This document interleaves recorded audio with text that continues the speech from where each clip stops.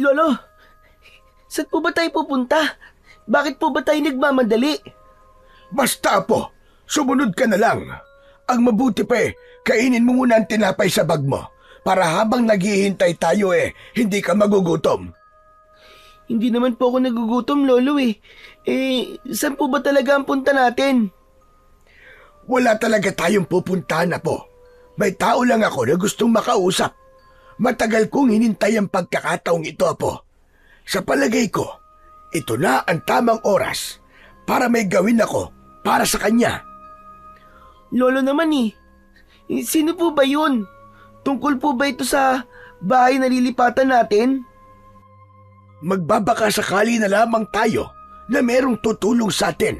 Kaya huwag ka nang kumontra, Apo. Gusto ko lang talagang makalapit sa kanya. May mga bagay lang akong sasabihin sa kanya na kapag wala na ako, ay matitiyak kong hindi ka mahihirapan na po. Kaya't bilisan mo na at baka hindi natin siya maabutan. Matutulungan niya tayo. Ano? Tulong? Para sa naman po, Lolo? Ito po ba yung makikiusap tayong makikitira po sa bakanting lote na pag-aari ng Mang Estong? Pero Lolo, baka palayasin lamang po nila tayo. Hindi pa po kayo nadadala. Ilang beses na po tayong pinagtatabuyan. Baka maulit lamang po ang pananakit nila sa inyo. Hindi ako susuko, Apo. Kung kinakailangan kong magmakaawa sa kanya ay gagawin ko. Tama ka. Kailangan natin talaga ng bahay na malilipatan. Yung malapit sa kanya. Gagawin ko yon para sa'yo. Kaya tara na, bilisan mo na, Apo, nang maabutan natin si Estong. Hindi po. Hindi po ako sasama sa inyo, Lolo. Ayoko po. Hindi po ako makakapayag na muli po tayong bumalik doon.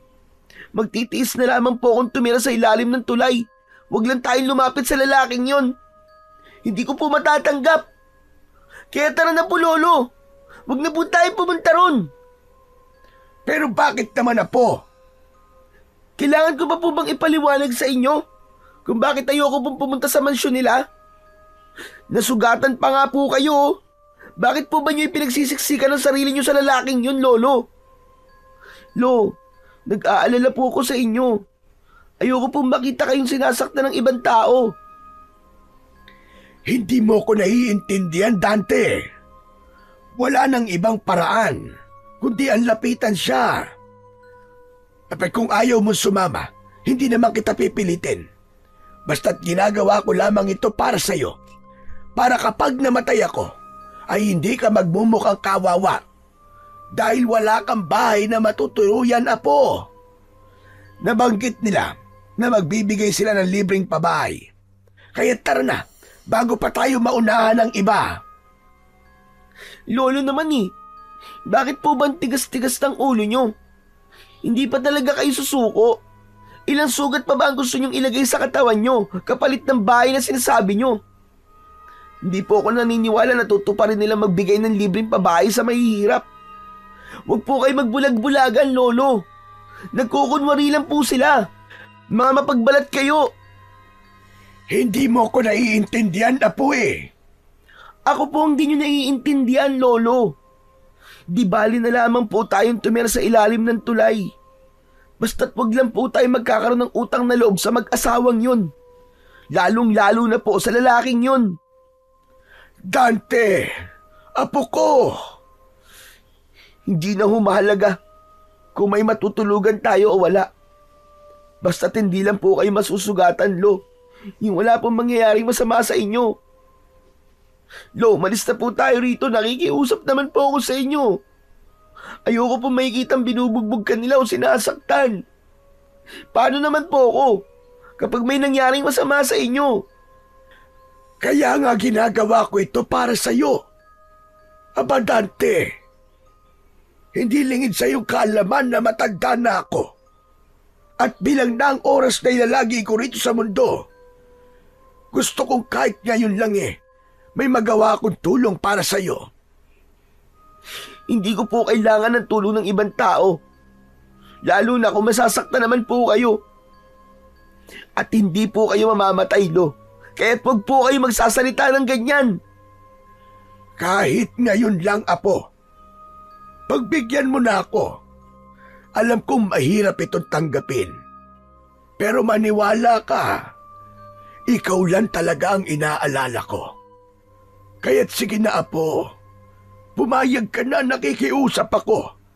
Hayaan mo muna akong subukang humingi ng tulong sa kanila. Ipinapangako ko sa iyo na huli na to. Wala nang nagawa ang may 10 taong gulang na si Dante, kundi ang hayaang lumapit sa kulay puting gate si Lolo Fidel. Ilang beses silang ipinagtabuyan ng mag-asawang nakatira roon. Galit na para silang pinandidirian. Mahigpit siyang napakapit sa bungkus ng tela na lagayan ng kanilang damit habang naririnig niya ang malakas na pagtawag ng matanda sa labas ng gate. Tao po! Estong! Tao po! Kahit may mga tao namang nakabantay sa loob ng bakuran ng puting mansyon, tila mga bingi ang mga ito sa malakas na pagtawag ng matanda. Kitang-kita niya kung paanong binabaliwala ng mga tao si Lolo Fidel. Gustong-gusto niya na itong lapitan at akaging nang umuwi para bumalik sa dati nilang tirahan. Kahit nasa ilalim lang yun ng tulay, ay masaya naman silang naninirahan doon. Dahil walang nakakapanakit na ibang tao sa may 66 na taong gulang na si Lolo Fidel. Pero alam niyang hindi rin makikinig sa kanya ang matanda. Kaya't naghihintay pa siya ng ilang sandali sa kanyang kinatatayuan sa ilalim ng puno habang tanaw ang kaawa-awa niyang lolo.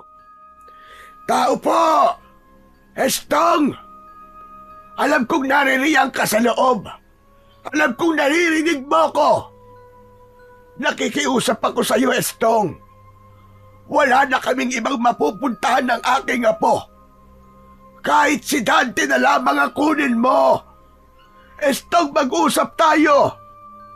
Kahit makasama lang kami ng apo ko sa libreng pabahay na sinasabi nyo, nakikiusap ako sa iyo, Estong. Lumabas ka! Tulungan mo kami ng apo ko! Parang pinipiga ang dibdib ni Dante ng mga sandaling yon habang naririnig niya ang pakiusap na yon ng matanda. Pinagmamasdan niya ang tila pagmamakaawa na ginagawa ni Lolo Fidel kay Mang Estong. Nakahawak ang mga kamay nito sa bilog na harang ng gate. Naluluha ito habang patuloy na sumisigaw. At dahil sa ingay ng matanda, tuluyan nang lumabas ang may-ari ng bahay. Hindi niya yon kilala, pero alam niyang asawa yon ng lalaking madalas lapitan ng matanda. Nakahawak ang dalawa nitong kamay sa bewang at galit na humarap kay Lolo Fidel. Mula sa kanyang kinatatayuan ay naririnig niya ang malakas nitong boses. Ano na naman ba ang kailangan niyo sa asawa ko? Kaya aga-aga binubulabog niyo ang pagpapahinga ko. Nakakaistorbo kayo ah. Hindi ba kayo nadadala sa ginawa ng mga tauhan ko sa inyo? O baka naman gusto niyo maulit ang pananakit nila sa inyo? Nakikiusap ako sa iyo, Martina. Si Estong ang gusto kong makausap. Nasaan siya? Ako ang masusunod kung kailan at kung sino ang kanyang kakausapin. Kaya't ang mabuti pa, lumayas ka na sa harap ng pamamahay ko. Hindi kayo nararapat na tumungtong sa lupain ko. Martina, huwag mo naman akong ipagtabo yan.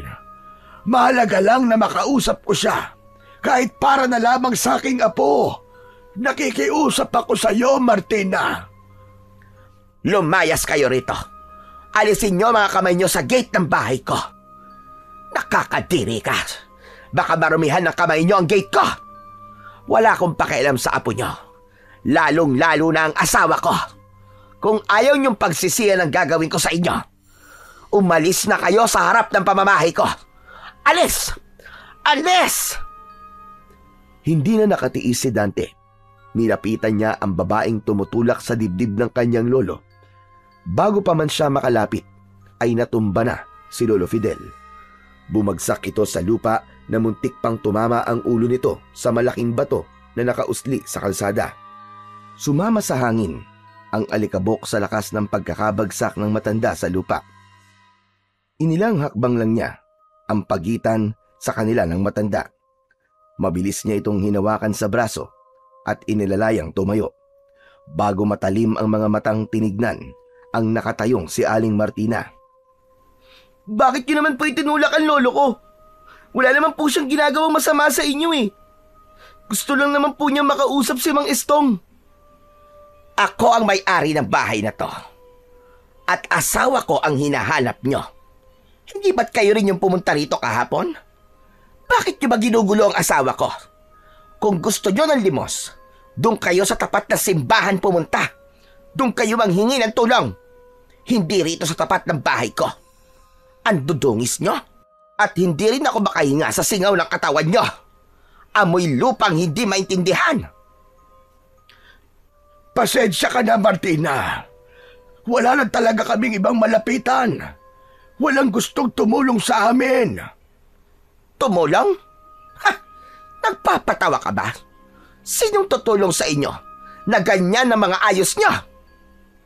Lolo, tara na po. Dumudugo na naman po yung sugat nyo. Bakit po ba tayo nandito? Humingi na lamang po tayo ng tulong sa iba. Umalis na po tayo rito, Lo. Abay, mabuti pa nga. Dapat kanina nyo pa yung ginawa. At sa susunod, ha? Kung pwede lang, wag nyo nang lalapitan ang asawa ko. Nanggugulo lang kayo eh. Nakakasira lamang kayo ng pangangampanya ng asawa ko. Mga patay gutom. Sumusobra naman po yata kayo sa mga sinasabi nyo. Apat sumasagot-sagot pa ang batang ito ah. Magsasalita pa sana si Dante nang marinig nila ang boses ni Mang Estong. Nakatayo ito sa likod ni Aling Martina. Mabilis na nilapitan ito ni Lolo Fidel, pero tinabig ni Mang Estong ang kamay ng matanda, kaya't muntika na naman itong matumba. Mabuti na lamang at nahawakan niya kagad ang kamay ng kanyang lolo. Ano na naman bang ginagawa niyo dito, ha? Ano bang kailangan niyo sa akin? Kilala mo ba sila, Estong? Kilala? Wala akong kakilalang madudungis. Yung mga mukhang nanlilimahid ang kasuotan. Eh bakit ka nila ginugulo? Gusto mo ba tumawag na ako ng pulis? Bakit ka tatawag ng pulis? Mag-aaksaya ka lang ng pera para sa kanila. Palayasin mo na lamang sila at hindi na yan babalik para manggulo sa atin. Dumukot si Mang Estong ng pera sa bulsa nito, saka ibinato sa muka ni Lolo Fidel. O heto, abuli ko na sa inyo yan. At pwede ba, wag na kayong babalik dito. Hindi na po. Sa inyo na po ang pera nyo. Hindi namin kailangan yan. Tara na po, Lolo. Umalis na po tayo dito. Pero Apo, tara na po, Lolo. Huwag niyo na pong ibaba ang sarili niyo sa mga ganyang tao. Pwede naman po tayo matulog sa ilalim ng tulay eh. Bakit po ba kailangan nating magpabalik-balik sa bahay na to? narinig mo naman siguro sinabi ng apo mo. Umalis na kayo, bago ko pa kayo ipakaladkad sa mga tauhan ko. Mga peste! Tatandaan ko po ang ginawa niyo sa lolo ko. Pagsisisihan niyo to, hindi na kayo aangat pa sa buhay. Hanggang dyan na lang kayo. Lalayuan kayo ng grasya at kamalasan ang sasapitin nyo. Yan ang magsisilbi niyong anino. Tama na, Apo. Tama na. Hindi kita pinalaki para maging masama at walang galang sa matatanda. Galang? Karapat-dapat po bang igalang ang mga taong yan? Sino ba sila sa buhay natin? At para tayong nanlilimos ng awa sa kanila? Nakakahiya po, Lolo. Nakakahiya po ang ginagawa nyo. Abat! Hindi na hinintay ni Dante na lumapat ang palad na matanda sa kanyang pisngi. Binitiwan niya ang dala niyang mga damit at mabilis na tumakbo, papalayo sa lugar na yon. Iniwan niya si Lolo Fidel sa harap ng mag-asawa para bang sasabog ang kanyang dibdib ng dahil sa galit. Hindi niya alam kung bakit kailangan ni Lolo Fidel na gawin ang bagay na yon, kung hindi naman pala sila kilala ni Mang Estong. Para siyang nanliliit sa hiya dahil para silang mga basang sisiw na walang masilungan. Dahil sa bilis ng kanyang takbo, hindi niya napansin ang tumatakbong pasalubong na batang lalaki.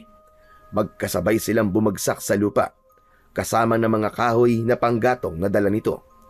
Pangiwi-ngiwi ang mukha nitong napaupo sa lupa at napatingin sa kanyang gawi. Aray! Aray ko! Ang binti ko, ang sakit! Hinimas-himas ni Dante ang kanyang binti na nasugatan bago siya napatingin sa batang lalaki na mabilis na tumayo para lumapit sa kanya. Inilahad nito ang marumi nitong kamay para alalayan siyang makatayo. Nakangiti ito at hindi man lang nasaktan. Halika! Tumayo ka! Pasensya ka na, ha? Kung nabangga kita, hindi ko sinasadya yun. Ako din, pasensya ka na. Hindi ko rin naman sinasadya eh. Hindi rin kita nakita. Masama kasi ang loob ko. Pasensya na talaga. Hinila ng batang lalaki ang kanyang kamay para siya ay makatayo. Kaya lang, naramdaman niya ulit ang pagkirot ng kanyang sugat sa binti, kaya't napaupo uli siya sa lupa. Hala! May sugat ang binti mo! Hindi. Okay lang, kaya ko to. Maliit na sugat lang naman to eh. At teka, bakit ka nga pala tumatakbo kanina? Ah, yun ba? Siya nga pala. Ako nga pala si Eroy. Nagmamadali kasi ako kanina para maibenta ko tong mga nakuha kong kahoy sa palengke. Ah, ganun ba? Pasensya ka na kung hindi talaga kita napansin. Nako, wag mo nang isipin yun. Wala yun. Ano nga bang pangalan mo? Dante. Ako si Dante. Apo ako ni Lolo Fidel. Yung nagtitinda ng mga mutya sa gilid ng kalsada na malapit sa tulay. Ah, oo. Natatandaan ko na. Madalas ko kayo nakikitang nakatayo sa tapat ng bahay ni Aling Martina at Mang Estong. Eh bakit ba? Ba't kailangan yung gawin yun? Hindi ko nga rin alam kung bakit madalas kami pumupunta ni Lolo ron eh. Kaya nga nandito ako. Nagpalipas ng sama ng loob. Nako, ang sabi kasi ng mga matatanda rito, humingi na kayo ng tulong sa aso, wag lang daw sa mag-asawang yun. Kilalang matapobre ang mag-asawang yun eh. Ewan ko ba? Hindi ko naman sila masyadong kilala eh. Si Lolo Fidel lang ang nakakakilala sa kanila. May maitutulong ba ako sa inyo? May nakapagsabi kasi sa akin na kailangan nyo ng bahay. Gusto mo ba sumama sa akin? Saan? Sa bahay ko. Mag-isa lang naman ako sa buhay dahil ulila na ako sa mga magulang. Alam ko kung bakit kayo lumalapit sa mag-asawang yun. Nagbabaka sakali kayong mapasama sa libreng pabahay na mag-asawa. Huwag kayong maniwala sa kanila. Pakitang tao lang sila. Kasi malapit nang mag-eleksyon.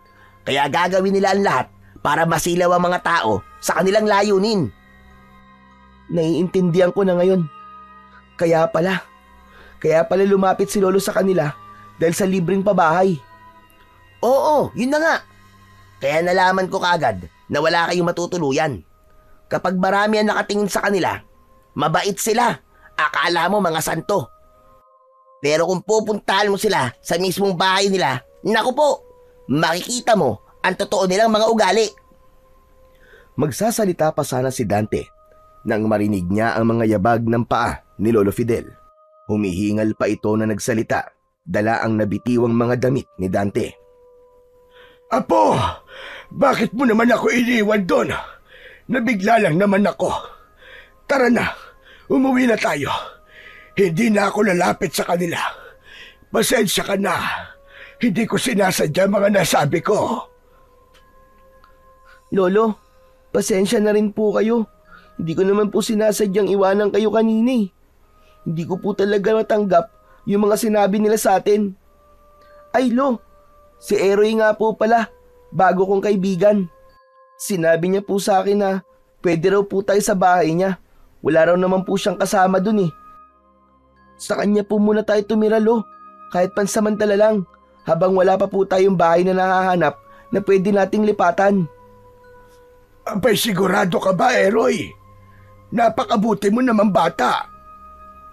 Yun nga po, tulad naman po na sinabi ni Dante, wala naman po akong kasama sa bahay eh. Ulilang lubos na po ako. Ito po pala ang hanap buhay ko. Nagbebenta po ako ng mga kahoy sa bayan. Maraming salamat sa iyo, Eroy. Pero, hindi ba nakakahiya sa iyo? Nako, huwag niyo na pong isipin yun, Lo. Tara na po. Mukhang may sugat po kayo. Marunong din po ako manggamot. Ako rin naman. Sige, pansamantala lang ang pagtira namin sa bahay mo, ha? Aalis din kagad kami kapag nakahanap na ako ng malilipatan naming bahay. Wala po ng problema yon. Tara na po, Lo. Bago umalis, ay pinagtulungan muna nilang pulutin ang mga nagkalat na kahoy sa lupa.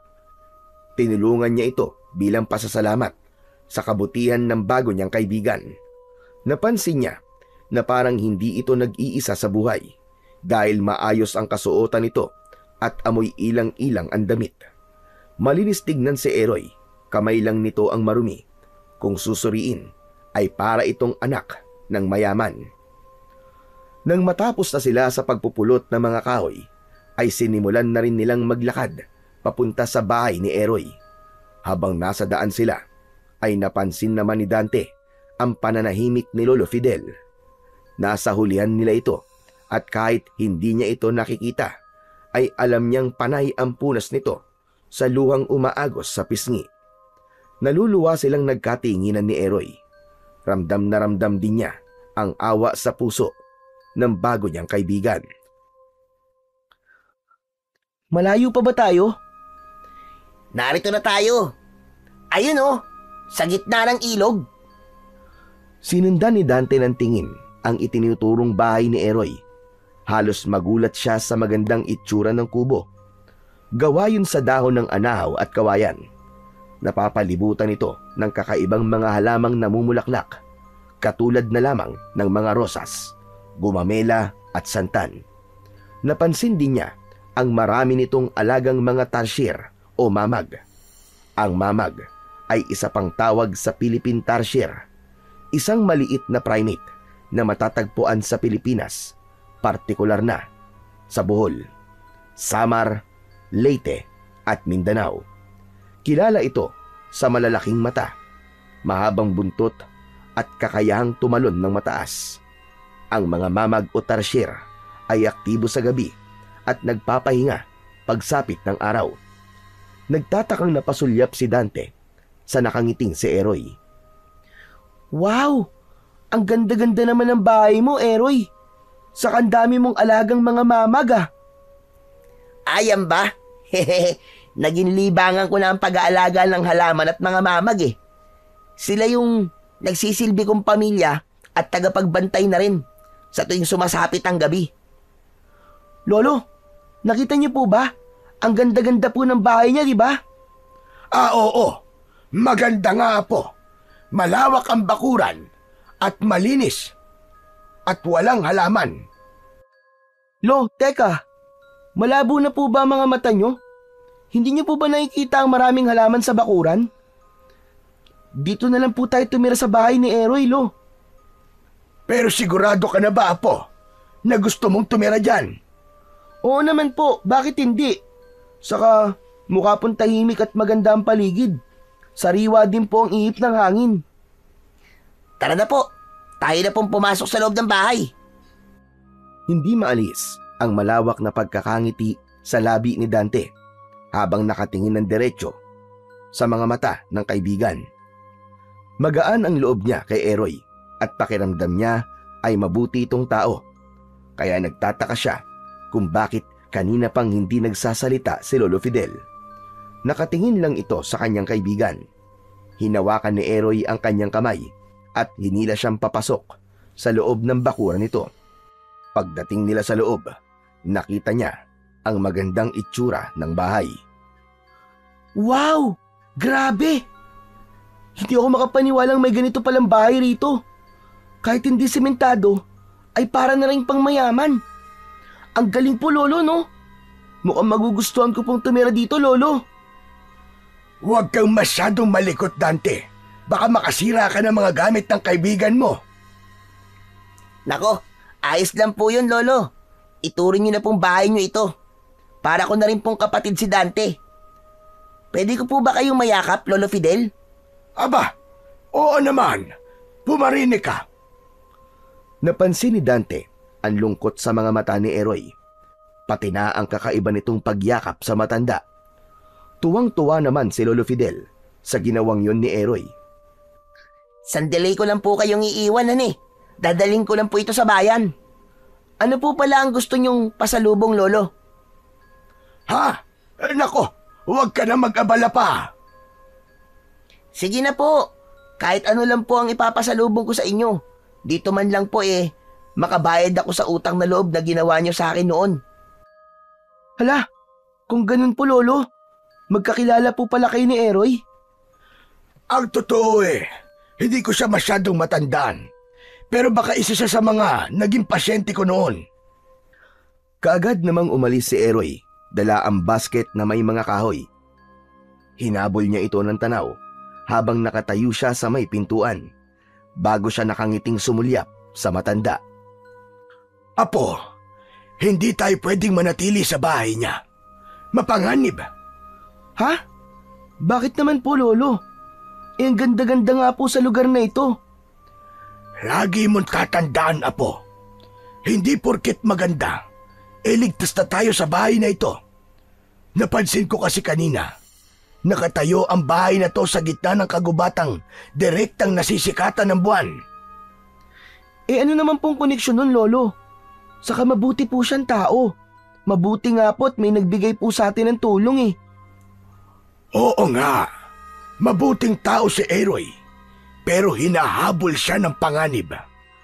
Ang bahay na direktang nasisikatan ng buwan ay palaging pinupuntahan ng mga masasamang elemento. Yan na naman po kayo sa mga masasamang elemento na yan, Lolo Ang mahalaga po ngayon ay tirahan. Huwag po kayong mag-isip ng mga bagay na may kinalaman po sa elemento.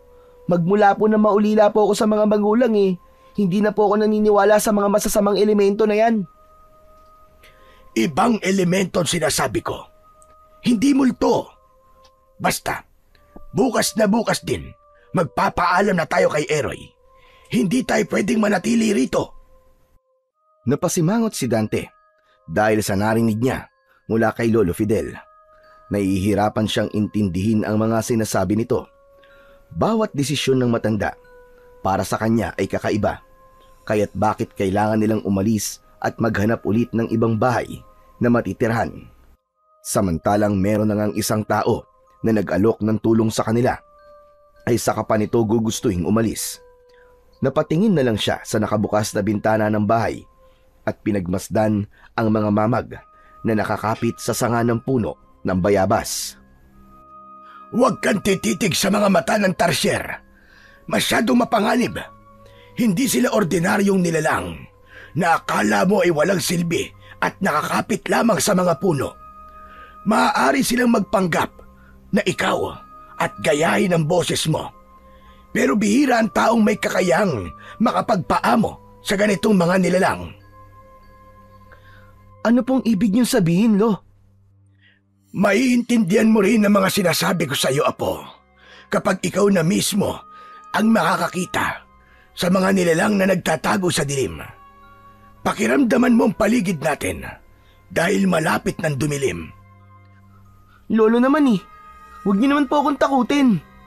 Hindi kita tinatakot, Apo. Gusto ko lang maging handa ka sa mga mangyayari. Ang totoo ay hindi ko masyadong kilala si Eroy. Naging pasyente ko lang siya dati. Hindi ko lang kagad siya nakilala kanina.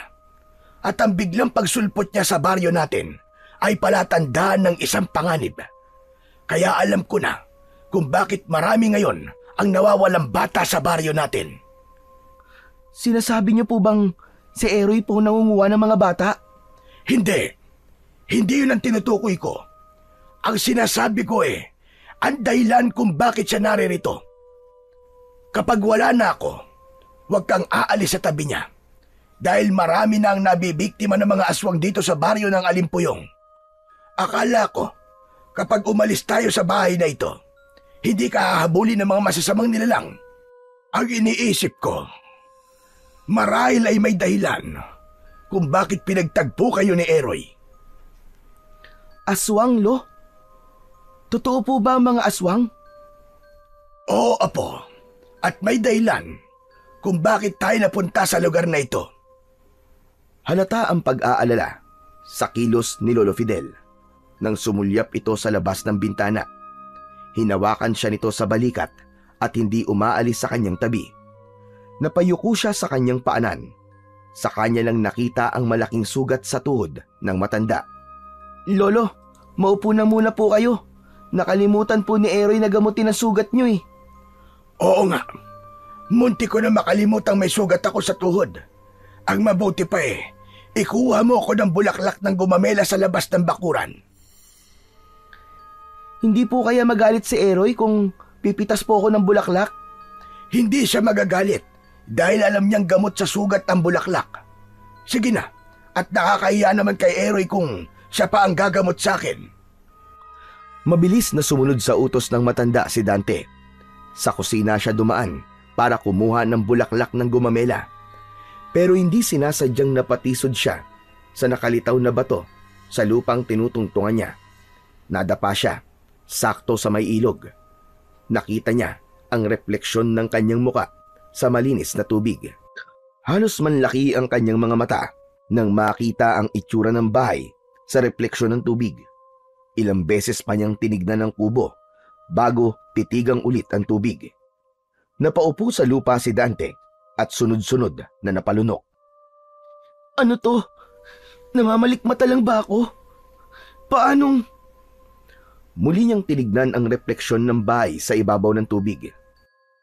Mas maganda ang kubo at ang mga bulaklak ay hindi totoong gumamela. Lahat ng mga yon ay mga mamag na walang tigil sa pagkurap ng malalaki nitong mga mata. Dala ng kuryosidad, nilapitan niya ang gumamela. Akma na sana niya itong pipitasin nang biglang sumigaw si Lolo Fidel. Dante, Apo! Ang tagal mo namang kumuha ng bulaklak ng gumamela! Sandali lang po, Lolo! Naku, paano ba to? Paano ko sasabihin kay Lolo? Alam kaya to ni Eroy? Ito kaya ang dahilan kung bakit biglang nag-alala si Lolo? Hindi mapakali si Dante ng mga sandaling yon. Hindi niya alam kung paano sasabihin kay Lolo Fidel ang mga nakita niya sa refleksyon ng tubig. Hindi nagtagal ay lumabas na rin ito sa labas ng bahay. Bakit ka ba natatagalan, ha, Dante? Kanina pa kitang nakikitang nakatayo lang sa harap ng bulaklak ng gumamela. Ano ba nangyayari sa'yo? Ha? Kasi po ano po kasi? Hay nako, ako na nga ang kukuha ng gumamela. Para kang ibinabad sa suka na parang may kinatatakutan ka. Huwag, Lolo! Huli na para mapigilan pa ni Dante si Lolo Fidel sa pagpitas nito sa gumamela. Wala naman siyang nakitang reaksyon sa gumamela. Ilang beses siyang sumilip sa ilog at nagulat siyang totoong gumamela na yon at hindi buhay na mamag. Iniisip mo siguro sinabi ko kanina, kaya ka nagkakaganyan. Hala, sige, tara na sa loob at malapit ang dumilim ang paligid. Bakit kaya wala pa si Eroy? Inabutan na siya tuloy ng pagdilim sa daan. Ni wala yatang dalang ilaw yun eh. Akma na sanang papasok sa loob ng bahay sina Lolo Fidel at Dante nang biglang sumakit ang kanyang tiyan. Napakapit siya sa braso ng matanda habang nakabaluktot ang kanyang katawan. Lolo! Aray! Ang sakit-sakit po ng tiyan ko! Abay, ano nangyayari sa'yo, Apo? Ano bang nakain mo? Kaninang umaga pa po tayo hindi kumakain eh. Ang sakit po, Lolo! Aray! Apo, huwag kang humiga sa lupa. Naku po, Diyos ko. Ano bang gagawin ko sa iyong bata ka? Lolo! Aray! Patindi po ng patindi ang sakit! Halika, tumayo ka. Kailangan pumasok tayo sa loob. Baka may gamot sa bahay ni Eroy. Diyos ko po, ngayon pa talaga to nangyari sa'yo. Halata ang panginginig sa katawan ng matanda. Habang pilit na inaalalayang tumayo si Dante. Pero hindi pa sila halos nakakapasok sa loob ng bahay nang biglang kumulog at kumidlat. Kasabay ng malakas na pagbuhos ng ulan. At dahil madilim ang paligid, nangapa-ngapa ang dalawa sa daan. Gumuhit ang lamig sa buong katawan ni Dante at mas lalong tumindi ang sakit ng kanyang tiyan. Madali ka! Tumayo ka, Apo! Hindi kita kayang buhatin. Kaya mo bang maglakad? Lolo!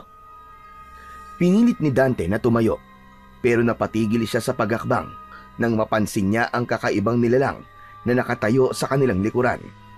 Kasabay ng mabahong singaw ng ihip ng hangin sa paligid. Amoy nabubulok na katawan ng hayop. Masakit sa ilong at nakakasuka. Kaya ang nararamdamang sakit ni Dante ay mas lalong tumindi. Lolo! Lolo, may tao po! Saan na po? Baka si Eroy na yon. Sa likod po natin, Lo! Muling gumuhit ang kidlat.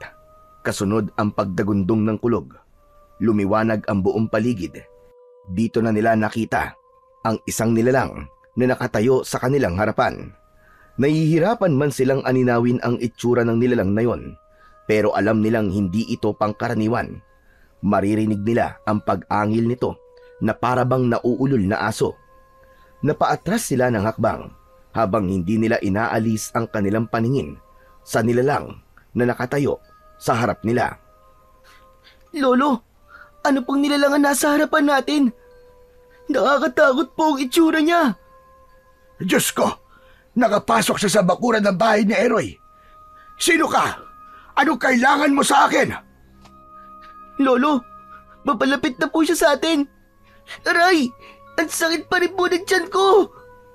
Tiisin mo muna, Apo. Diyos ko, tulungan niyo po kami ng apo ko. Tulungan niyo po kami. Muling natigilan ang maglolo nang sa bawat pagkidlat ay dun lamang nila nakita na hindi ito isang tao, kundi isang aswang na kumakain ng lamang loob. Mapupula ang mga mata habang nakangising tumutulo pa ang malapot nitong laway. Takot na takot si Dante ng mga sandaling yon habang mahigpit ang kapit sa kamay ng kanyang lolo Fidel. Lolo! Tumakbo na tayo! Umalis na tayo dito! Hindi siya tao, Lolo! Baka kunin niya po ako! Wala tayong mapupuntahan na po. Pumasok ka sa loob at ako na ang haharap sa kanya. Lolo, wag po! Tara na po! Sige na, Apo. Pumasok ka na sa loob ng kubo. Sa pagkalat ng malakas na liwanag mula sa kidlat na gumuhit sa kalangitan, ay tuluyan ng nakita ni Dante ang malahalimaw nitong itsura. Mabalahibo ang mukha nito, pati na ang katawan. Kung hindi siya nagkakamali, ito yung madalas na napapabalitang kumakain ng mga alagang hayop sa kagubatan at kapag natatagpuan ay wala na ang lamang loob. Wakwak ang tiyan, butas ang dibdib, putol ang braso at paa. Ito rin marahil ang kumukuha sa mga nasasabing nawawalang bata sa kanilang baryo. Nagulat sila nang mabilis itong lumapit sa kanila at binigwasan ito ng suntok si Lolo Fidel, kaya't bumagsak ang matanda sa lupa. Dahil madilim sa kanilang kinaroroonan, hindi niya makita ang matanda. Lo! Lo, nasan ka? Lumayo ka sa kanya, Apo! Nasa harapan mo na ang halimaw! Ha? Lumayo ka sa akin! Wag! Wag mo akong papatayin! Imbis na lumayo, ay sinugod siya ng aswang at umangil ito ng malakas na parang asong nauulol. Nagsipagtayuan ang mga balahibo niya sa katawan at mabilis na tumakbo papalayo sa aswang. Hinabol siya nito habang nagpapaikot-ikot sila sa bakuran ng bahay ni Eroy. Wala itong balak na pakawalan siya. At dahil madilim, hindi siya makatakbo ng malayo. Hindi rin niya maiwan si Lolo Fidel. Sinikap niyang magtago sa makapal na damuhang nadaanan niya. Saktong nakalubog siya sa malalapad na dahon ng gumamela nang dumaan sa kanyang harapan ang umuugong na aswang at panay ang linga sa paligid. Sa dinami-rami ng lugar na pagtitigilan nito ay doon pa sa kanyang tapat kung saan siya nagtatago. Halos marinig niya ang malakas na kabog ng kanyang dibdib. Mabuti na lang at umuulan, hindi siya maaamoy ng aswang. Maya-maya pa ay umalis na ito sa kanyang harapan. Tiniyak na muna niyang nakaalis ito bago siya lumabas sa kanyang pinagtataguan. Pero nagulat na lamang siya nang biglang may dumakot sa kanyang leeg. Umangat ang kanyang paa sa lupa. Habol ang kanyang hininga habang sinasakal siya ng aswang. Lolo! Lolo, tulungan niyo po ako! Bitiwan mo ang bata, halimaw ka! Kundi, hindi ako magdadalawang isip na labanan ka at patayin! Labanan! Hindi na kayo makakawala sa akin! Hindi kayo magagamit laban sa akin! Lolo! Lolo, tulungan niyo ako! Halos hindi na siya makahinga sa mahigpit na pagkakakapit ng kamay ng aswang sa leeg niya. Parang may kung anong masakit ang bumaon sa kanyang tiyan. Halos manlaki ang kanyang mga mata nang dahan-dahan itong ibinaon ang matulis nitong kuko sa kanyang sikmura. Wag! Huwag mo sasaktan ang apo ko! Dumampot ng kahoy si Lolo Fidel sa lupa. Saka tumakbo ito papalapit sa kanilang kinaroroonan. Magkakasunod na paghampas sa braso ang ginawa ni Lolo Fidel gamit ang matigas na kahoy. Naramdaman ni Dante ang pagguhit ng sakit mula sa bumaon na kuko sa kanyang tiyan. At dahil hindi sumuko ang matanda sa paghampas sa kamay ng aswang, nabitiwan ng nilalang na yon ang kanyang leeg at hindi natuloy ang pagbaon ng kuko nito sa kanyang tiyan. Bumagsak siya sa lupa. Dala ng matinding galit ng aswang para kay Lolo Fidel ay ito naman ang binalingan. Pagapang niyang pinigilan ng aswang, niyakap niya ng maigpit ang dalawa nitong binti para hindi ito makalapit sa matanda. Ngunit nadakot na nito ang leeg ni Lolo Fidel. Hayop ka! Bitiwan mo ang lolo ko! Halimaw ka! Buong lakas na kinapitan ni Dante ang binti ng aswang dahil nakita niyang umangat ang paa ni Lolo Fidel sa lupa, kasabay ang pagpatak ng dugo mula sa sugat nito sa leeg. Tumulo rin ang dugo sa kanyang muka nang butasin ng matutulis nitong kuko ang tiyan ni Lolo Fidel. Tila nanigas ang buo niyang katawan nang makita ang pagkikisay ng paa ni Lolo Fidel. Natulala siya sa kanyang mga nasaksiyan. Lolo! Apo ko! Lolo! Ito ang napapala ng matandang mahilig makialam. Halimaw ka! Anong ginawa mo sa lolo ko? Buong lakas na kinagat ni Dante ang binti ng halimaw. Dahil sa sakit ng pagbaon ng ngipin niya sa laman ng aswang, nabitiwan nito ang kanyang lolo. Kitang-kita niya na bumagsak ito sa lupa habang nag-aagaw buhay. Pero dahil sinaktan niya ang binti ng halimaw, hindi niya na nalapitan ang nakahandusay na matanda dahil muli siya nitong sinakal. Kung ganon, ikaw pala talaga ang sugo ayon sa propesiya. Ngunit wala ka naman palang kwenta dahil isa ka lamang paslit na lampa. Hayop ka! Pinatay mo ang lolo ko! Papatayin din kita! Magbabayad ka sa ginawa mo! Humalakhak ng malakas ang aswang. Para bang ipinapakita nitong hindi ito natatakot sa pagbabanta niya. Sa halip, ibinuka pa nito ang bibig sa tapat ng mukha niya at sumigaw ng pagkalakas-lakas. Amoy na amoy niya ang mabaho nitong hininga. Amoy yon ng nabubulok na karne ng tao. Napalingon ng aswang nang tila may nakita itong nakatayo mula sa dilim. Narinig niya ang boses ni Eroy. Pakawalan mo si Dante! Dahil kung hindi, matutunaw ka ng liwanag na nanggagaling sa palakol ko! Tila nagkaroon siya ng pag-asa nang marinig ang boses ni Eroy. Meron itong hawak na palakol, kasabay ng pagtaas nito sa ere ng sandata. Parang nasisilaw na napataklob ng palad sa mga mata nito ang aswang, kaya naman nabitiwan nito si Dante. Bumagsak siya sa lupa na malapit sa nakahigang si Lolo Fidel. Gumapang si Dante na pilit hinahanap ang kamay ng kanyang lolo habang walang tigil sa pagpatak ang luha sa kanyang mga mata. Ilayo mo sa akin yan! Ikaw ang lumayo, demonyo ka! Layuan mo si Dante kung ayaw mong patayin kita gamit ang palakol ko! Gigil na itinaas ni Eroy ang hawak niyang palakol. Kahit basang-basa na ito ng ulan, ay hindi ito umaalis sa pagkakatayo. Ang pinagtatakhan niya lang ay wala naman siyang nakikitang liwanag mula sa sandata. Mas lalong nanlaki ang kanyang mga mata nang makita niyang nagsitalon ang mga mamag papunta sa kinaroroonan ng aswang. Pinagtulungang kalmutin ng mga ito ang halimaw na nakatayo sa kanilang harapan. Napasigaw ito sa sobrang sakit dahil sa pag-atake ng mga tarsier. Sige, parusahan niyo ang aswang na yan. Hindi marunong matakot. Pati ang bakuran ko na balot ng proteksyon ay sinira niya. Sige, patayin niyo siya!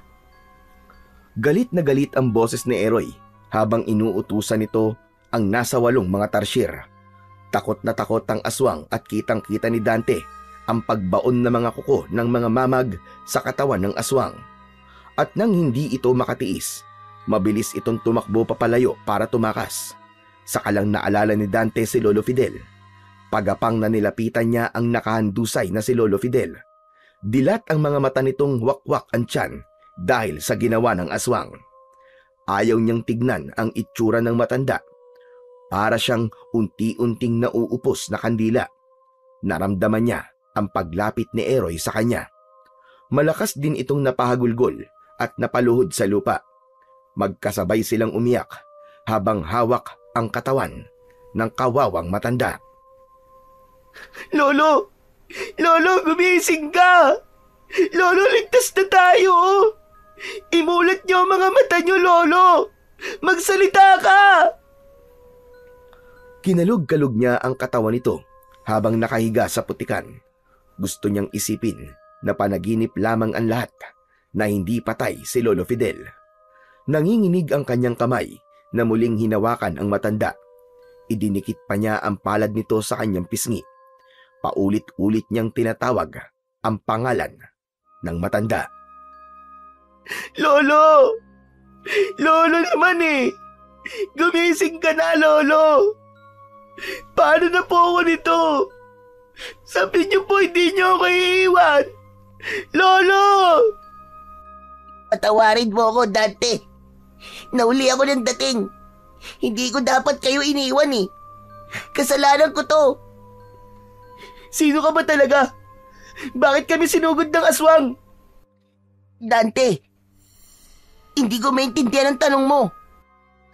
Sino ka ba talaga? Alam ni Lolo na mangyayari to. May nangyari din sa akin bago kami sinalakay ng aswang na yon. Kasabwat ka ba niya? Sumagot ka! Huminahon ka muna, Dante. Hindi tayo magkakaintindihan kung paiiralin mo ang galit mo. Paano akong hihinahon? Wala na ang lolo ko, patay na siya. Tapos dumating ka. Huli na dahil wala na siya. Dinala ko kayo rito para protektahan, hindi para ipahamak. Nung papunta ako rito, may mga humarang na asong gubat sa akin, kaya hindi ako nakarating kaagad. Kaya tinatanong kita, umamin ka. Sino ka ba talaga? Ang mabuti pa, ipasok na muna natin si Lolo Fidel sa bahay. Malakas ang ulan, oh, at hindi rin tayo magkakaintindihan dito. Pagkasabi nun ni Eroy, ay umalis ito sa harapan niya. Tila umiiwas ito sa tanong niya. Lumapit ito kay Lolo Fidel. Nagulat siya nang bigla nitong buhatin ang matanda ng mag-isa. Para lamang itong nagbubuhat ng papel. Paanong? Dalhin mo sa data ko, Dante. Kailangan natin pumasok sa loob. Hindi tayo ligtas dito. Sinilyapan ni Dante ang sandatang naiwan sa lupa at dinampot niya yon. Isa lang yung ordinaryong maliit na palakol at wala siyang nakikitang kakaiba para katakutan ito ng aswang.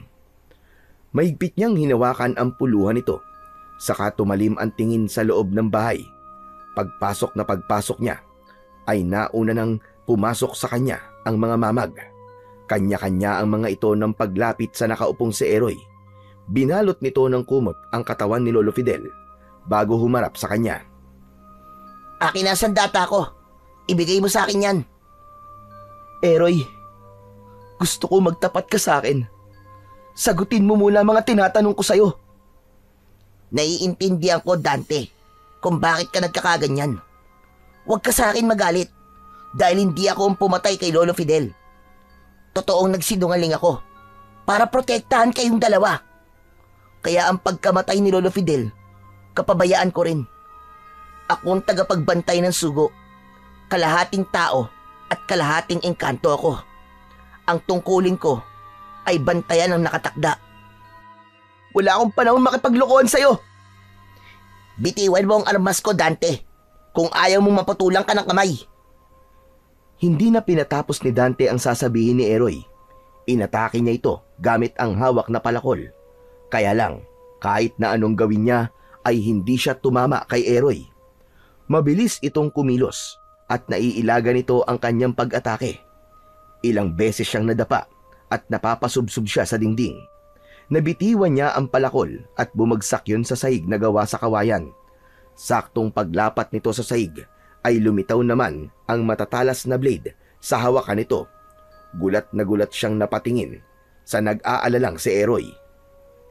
Kung natagalan pa ang paghawak mo sa sandata ko, baka ngayon, putol na ang kamay mo. Bakit ganyan ang armas mo? May totoong nagmamay-ari sa sandata ko. Kaya maniwala ka. Pakinggan mo muna ang mga sasabihin ko sa'yo. Paano kitang paniniwalaan? Sa una pa lang, nagsinungaling ka na sa akin. Kung ayaw mo makinig sa sasabihin ko, hindi mo mabibigyan ng hustisya ang nangyari kay Lolo Fidel. Gagawin ko pa rin ang tungkulin ko dahil ako ang gabay na tagapagbantay sa butya. Ikaw ang totoo nilang pakay, Dante. Hustisya? Tahimik ang buhay namin ni Lolo nang hindi ka pa dumating sa buhay namin. Noon bahay lang ang problema namin, pero ngayon, kailangan kong lumaban para sa hustisya. Paano ako? Wala na si Lolo. Pinatay siya mismo sa harap ko. Pinatay ang Lolo Fidel ko! Hindi na nakayanan pa ni Dante ang matinding emosyong bumalot sa buo niyang pagkatao. Magkahalong galit at awa ang nararamdaman niya dahil sa nangyari sa matanda. Galit sa aswang na pumatay sa lolo niya, pati na rin sa taong nagtaboy sa kanila, na kung pinakinggan lang nito ang hinihiling ng matanda, ay hindi yun mangyayari sa kanila. Awa naman dahil namatay si Lolo Fidel nang wala man lang siyang nagawa para iligtas ito. Nakita ko ang kababalaghan sa bahay na ito nang matapat ako sa tubig. Nakita ko na hindi ito totoong maganda tulad ng nakikita ko. Bumalik ka sa mundo nyo. Hindi ko kailangan ng gabay na sinasabi mo. Bibigyan ko ng katarungan na nangyari sa lolo ko nang walang tatanggaping tulong mula sa'yo. Hindi mo yan magagawa, Dante. Malakas sa mga aswang. Dito talaga ang mundo ko dahil ang bahay na direktang nasisikatan ng buwan ay ang lagusan patungo sa mundo namin. Pero dahil may dugo akong tao, nandito ako nakabantay sa'yo. Kaya makinig kang mabuti sa akin, Dante. Hindi mo matatalo ang aswang na hipad kapag wala kang kapangyarihan na tulong ko. Aswang na hipad? Anong klaseng aswang ang hipad? Pinunasan muna ni Dante ng kanyang palad ang umaagos na luha sa kanyang pisngi bago siya naupo sa tabi ng nakahiga niyang lolo. Ang aswang hipad ay isang nilalang na kalahi ng mga balbal. Pero ang kinakain nila ay hindi mga patay, kundi mga buhay na ang edad ay 10 taong gulang na batang lalaki. Sila rin ang dahilan kung bakit marami ang nawawalang mga bata sa baryong ito. Pakialam ko sa mga batang sinasabi mo. Makinig ka muna. Ang paghahanap ng mga aswang sa'yo ay ang dahilan kung bakit marami ang nadadamay na mga bata. May pinaniniwalaan silang propesiya na ang batang lalaki na may edad na 10 taong gulang ang uubos sa kanilang lahi. Naniniwala rin silang kung mapapatay nila ang batang nakalagay sa propesiya ay magkakaroon sila ng karagdagang lakas at buhay. Gusto nilang higitan ang 9 na buhay ng mga pusa. Kaya ba kahawig sila ng pusa? Dahil gusto rin nila itong higitan? Hindi yun sa ganon, Dante. Talagang ganon ang kanilang itsura. Kahit na. Hindi na ako matatakot sa kanila. Kahit huli na para rito. Gagawin ko ang lahat. Gaganti ako sa kanila. Malaki ang pagpapahalaga ko kay Lolo Fidel.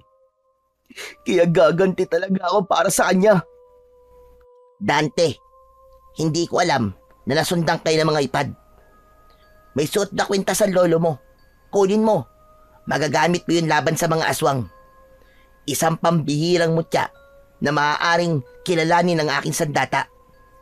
Yan din ang dahilan kung bakit kakaiba ang aking palakol. Bakit? Anong klaseng kwintas ba nasa leeg ni Lolo? Isa yung pambihirang kwintas na may kakaibang kapangyarihan na binigyan ng bisa ng mga kalahi kong engkanto. Kaya nga hinahanap ko kayo dahil nasa panganib ka. Kailangan mo umutya ng mamag para sa proteksyon mo laban sa pinuno ng mga hipad. Kung may kapangyarihan ang suot na mutya ni Lolo, bakit hindi niya to ginamit sa aswang na yun? Dahil yun ay iniingatan lang niya ang mutya. Ang mga kagamit lang ng mutya ay ang mga batang kasing edad mo. Kaya mga mamag na umatake sa aswang kanina ay napapasunod ko dahil sila magpoprotekta sa'yo kapag wala ako sa tabi mo. Sadyang lumalakas lang ang kapangyarihan ng mga aswang. Hindi siya nag-iisa, Dante. Hinarangan ako ng mga alagad niya para hindi ako makarating sa bahay. Kaya nahuli ako ng dating. Ito rin ang kauna-unahang pagkakataon na nabigo ko sa misyon ko. Kung ganun, matagal ka nang nananatili sa mundo namin? Kahit kailan, hindi ko sinubukan tumira sa mundo ng engkanto. Ang totoo, may mga maiiwan akong pamilya rito. Isa pa, matanda lang ako sa'yo ng 2 taon. Isa lang din naman akong ordinaryong bata eh. Kaya lang, higit na mas malakas ang dugo ko sa mga tao. Dahil sa may dugo kong immortal o engkanto. Kunin mo ang palakol, Dante. Magagamit mo yan sa pagpapatibay ng mutya. Dahan-dahan ang ginawang pagkuha ni Dante sa kwintas at pagdampot sa palakol sa saig. Usang bumalik at lumbog ang talim na malablade sa hawakan nito. Pinagmasdan niya ang palakol, saka muling sumulyap kay Eroy. Ano ba ang kakayahan ng mutya?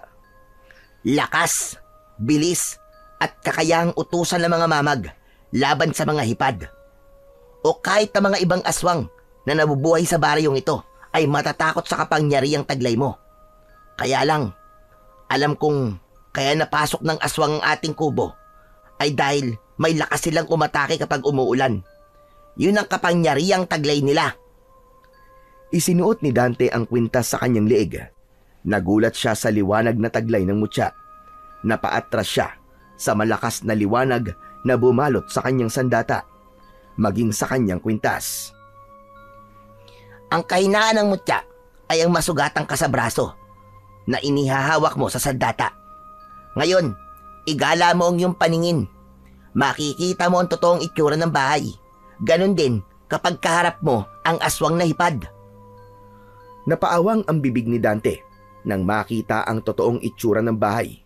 Totoong bahay yon, pero nasa ilalim sila ng malaking kahoy ng talisay. Nabanggit na sa kanya noon ni Lolo Fidel na ang puno ng talisay ay sagradong puno para sa mga engkantong may dugong tao. Taliwas yun sa paniniwala ng iba na balete ang nagiging tirahan ng mga nilalang na nakatira sa ibang dimensyon. Ngayong nakilala ka na ng aswang, hindi magiging madali para sa'yo ang magkaroon ng tahimik na mundo. Makakaramdam ka ng pananakit ng tiyan kapag may malapit sa'yo na aswang. Oo nga pala. Bigla ko naalala na bago kami sinugod ng aswang, sumakit ang sikmura ko. Pero wala pa akong kapangyarihan nun ah. Wala akong suot na mutya. Kaya paano nangyari yun? Yun ang palatandaan ng pagiging sugo mo. Ibig sabihin ng sugo, isinilang ka para makipaglaban sa mga halimaw. Siguro naman, malinaw na sa'yo mga sinasabi ko. Oo. Pero paano si Lolo Fidel? Anong gagawin natin sa kanya? Dito natin siya ililibing at hindi natin ipapaalam sa lahat ng mga nangyari sa kanya nang hindi mabulabog ang mga hipad. Pagkatapos, pupunta tayo sa baryo. Magbabantay tayo. Iisa-isahin natin ang mga alagad niya. Tandaan mo, Dante, kapag araw, hindi agad makikilala ng mutya ang mga aswang.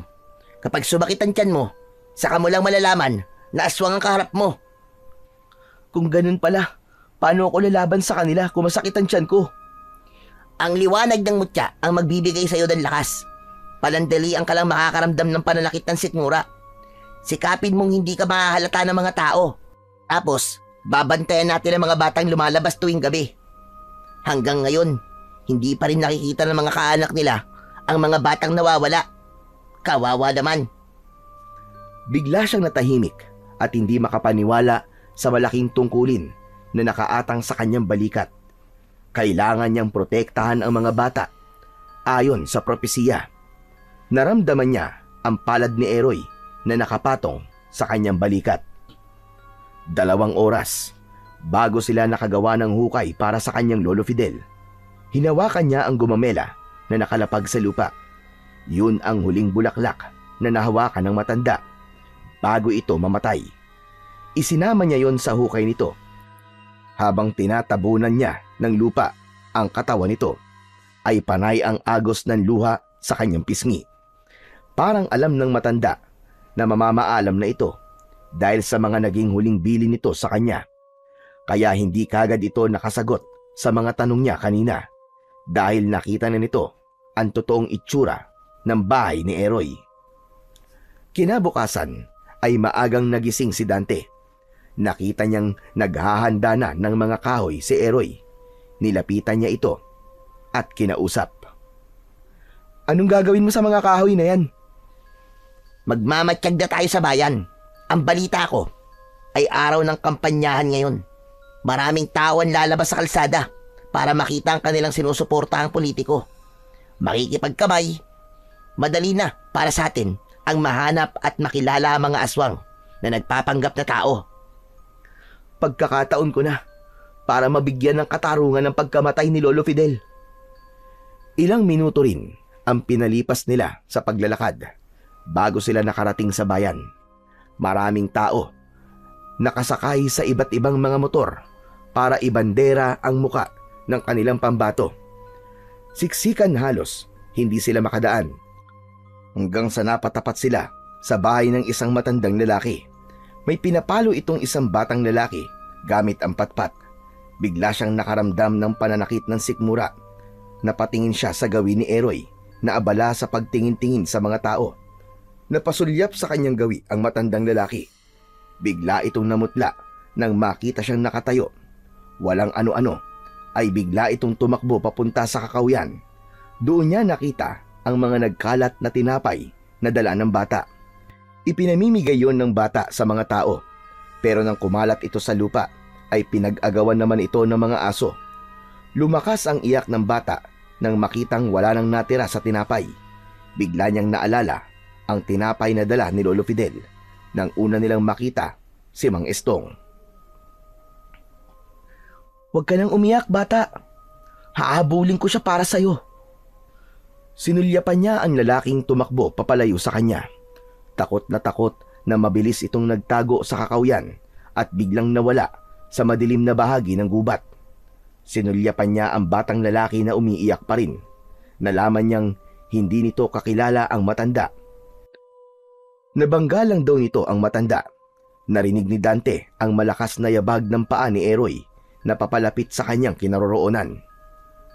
Ano nangyari? Ba't tumakbo ka rito? Eroy, paano tayo makakahuli ng aswang? Pakiramdam ko, nakikilala nila ako dahil sa mutya. Oo, Dante. Tama ka. Dahil bukod sa'yo, nakikita nila ang liwanag na nanggagaling sa mutya mo. Eh kung hubarin ko kaya muna ito at pakiramdaman ko na lang ang sarili ko kung kailan sasakit ang tiyan ko. Hindi maaari ang iniisip mo, Dante. Malalagay ka sa panganib. Traidor ang mga aswang, Dante. Kapag inatake ka nila, hindi sila matatakot. Tandaan mo, marami ang mag-aagawang patayin ka dahil sa kapalit na lakas na makukuha nila kapag nasipsip nila ang dugo mo. Magkasabay na natigilan sina Dante at Eroy nang biglang tumakbo ang batang iniligtas niya kanina, papunta sa lugar na pinuntahan din ng matanda. Hindi na nila ito hinabol, sa halip ay naglakad na sila sa kabilang direksyon. Hahakbang na lamang sana si Dante nang biglang nanakit ang kanyang tiyan nang matapat sa kanila ang mag-asawang sina Martina at Estong. Napahawak si Dante sa kanyang tiyan at titig na titig siya sa nakangiting mag-asawa na nakasakay sa ibabaw ng truck. habang nagpapasabog ng mga tinapay. Halos banggaan sila ng mga tao sa pag-aagawan sa mga tinapay na nagkalat sa lupa. May iilan pa nga na nagtutulakan para sila ang mauna sa tinapay. Hindi niya napigilan ang bugso ng kanyang damdamin. Nakalimutan niya ang tungkol sa totoo niyang pakay. Pumunta siya sa unahan ng nakatigil na truck. Huwag niyong iboto yan! Peke ang mayor niyo! Peke siya! Masama ang ugali niya! Hindi siya totoong makakatulong sa inyo! Masama ang ugali! Halimaw! Isang halimaw! Huminto sa pagsigaw ang mga tao nang marinig ang kanyang sinabi.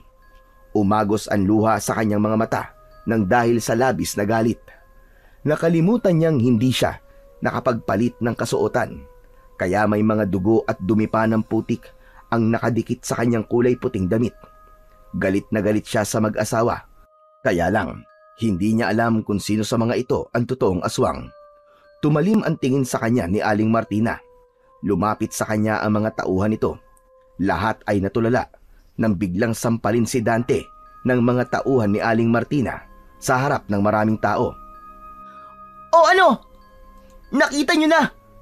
Hindi pa man sila nailuluklok sa kapangyarihan, meron na silang lakas ng loob na manakit. Aswang! Mga aswang sila!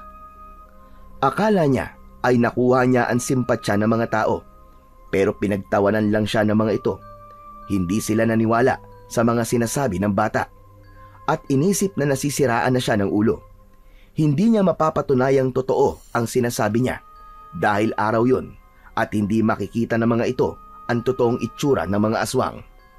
Hindi siya makapaniwalang tuluyang nabulag ang mga tao sa magandang nakalatag na plataporma ng mga ito. Itinulak siya sa lupa ng tauhan ni Aling Martina, saka ipinagpatuloy ang pagpapaabante sa sasakyan ng mga ito. Mabilis na lumapit si Eroy sa kanyang kinatatayuan. Galit na galit ito sa ginawa niya. Ano ka ba, Dante? Hindi mo dapat ginawa yun. Dahil sa ginawa mo kanina, mas lalo kang hindi nila patatahimikin. Narito tayo para lagasan sila ng tauhan. Pero dahil nagpadala ka sa bugso ng damdamin mo, sabay-sabay silang aatake sa'yo at mahihirapan tayo dun. Hindi ko napigilan ang sarili ko kapag naaalala ko ang ginawa nila sa lolo ko. Kaano-ano ba ni Lolo Fidel ang mga taong yun? Hindi nakasagot si Dante dahil hindi naman niya alam kung kaano-ano nga ni Lolo Fidel, sina Mang Estong at Aling Martina. Hindi ka nakasagot dahil hindi mo alam. Wala silang obligasyon sa inyo ni Lolo Fidel. Ibang tao sila sa inyo. Kaya bakit magagalit ka sa kanila? Kung hindi kayo tinulungan, ikaw at si Lolo Fidel ang lalabas na masama. Dahil kayo lang ang nanghihingi ng tulong sa kanila. Pagkatapos kayo pa ang galit. Naiintindihan mo ba ang sinasabi ko sa'yo, Dante? Kaya tigilan mo na to, pakiusap lang. Bigla kasing sumakit ang tiyan ko nang makita ko sila. Kaya nasisiguro ko na aswang sila, Eroy. Napaupo na lang si Dante sa lupa nang maintindihan ang sinasabi ni Eroy. May punto nga naman ang kaibigan. Ano bang ikinagagalit niya sa mga ito? Hindi niya namalayang pumapatak na pala ang luha niya sa mga mata. Dante, huwag mong ipakita ang kahinaan mo. Lalaki ka at hindi basta-bastang lalaki, kundi isa kang tagapagligtas ng mga bata, tagapagligtas ng baryo. Kaya lakasan mo ang loob mo. Hindi pa ito ang katapusan. Nagsisimula pa lang tayo sa totoong laban. Inalalayan siya nitong tumayo, saka naglakad papunta sa isang kubo na gawa sa kugon at kawayan. Pumasok sila sa loob ng bahay. Nalaman niyang dito talaga nakatira si Eroy. Kinuha nito ang hawak niyang palakol, saka isinabit sa dingding. Maghihintay tayo sa pagdilim. Siguradong aatake sila sa atin. Nabigo tayo makahuli ng isang aswang dahil sa gulo na ginawa mo kanina. Pero sa ngayon, kailangan mo munang kumain. Dahil baka ang pananakit ng tiyan mo ay hindi na dahil sa aswang. Baka gutom na yan. Kagabi ka pang hindi kumakain, di ba?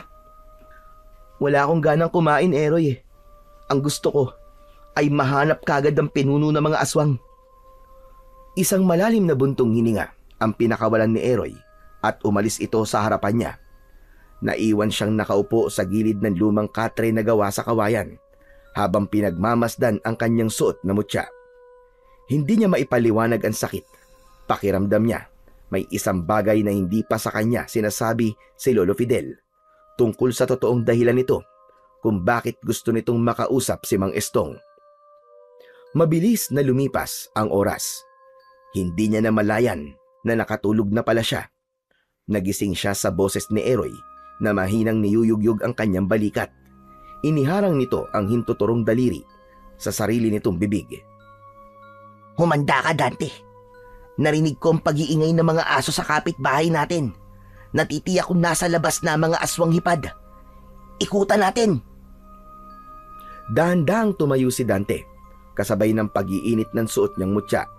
Ang pagguhit ng sakit ng kanyang tiyan, palatandaan yon na malapit nga lang sa kanila ang mga aswang. Sa kusina sila dumaan. Pagkatapos ay marahan nilang sinilip ang harapan ng kubo. Muntik pa silang mapasinghap sa gulat nang makita ang napakaraming aswang na hipad. Sa unahan ay nakatayo ang matandang lalaki na nakita niya kanina. Iniangat nito ang kamay, paturo sa pinto ng kanilang bahay. Hindi sila napapansin ng mga ito habang nagtatago sila sa gilid ng haligi ng kubo. Kausap ng matandang lalaki ang nilalang na pumatay sa kanyang lolo. Biglang naramdaman niya ang matinding galit. Huwag kang papatalo sa galit mo, Dante. Masisira talaga ang plano natin pa nagkataon. Sinasabi ko na nga ba, ang matandang yon ay alagad ng aswang. Hindi kaya ang pinuno ng mga hipad ay si Mang Estong? Paano mo nasabi, Dante? Basta, parang nararamdaman ko, siya ang aswang na pumatay sa lolo ko. Kahit ikamatay ko pa, Eroy. Gagawin ko ang lahat. Basta't mapatay ko lang ang aswang na yon. Magkasabay silang natigilan nang biglang tumingin ang pinuno ng mga aswang sa gawin nila. Nakalimutan nila na nakikita rin ng aswang ang liwanag na nagmumula sa suot niyang kwintas. Mabilis na nag-anyong malaking pusa ang mga kalaban. Umatake ang mga ito pasugod sa kanila. Naiwan na nakatayo ang pinuno ng mga ito. Para bang pinag-aaralan siya ng aswang kung paano siyang makipaglaban sa mga alagad nito. Naunang sumugod ang kulay itim na pusa sa kinaroroonan ni Dante. Parang kusang umangat ang hawak niyang maliit na palakol. Iwinasiwas niya ang kanyang sandata sa ere, pasalubong sa tumalon na pusa. Sinambot yon ng kanyang armas na tumama naman sa leeg ng aswang. Bumagsak ang halimaw sa lupa, sa paanan mismo ng pinuno ng mga ito.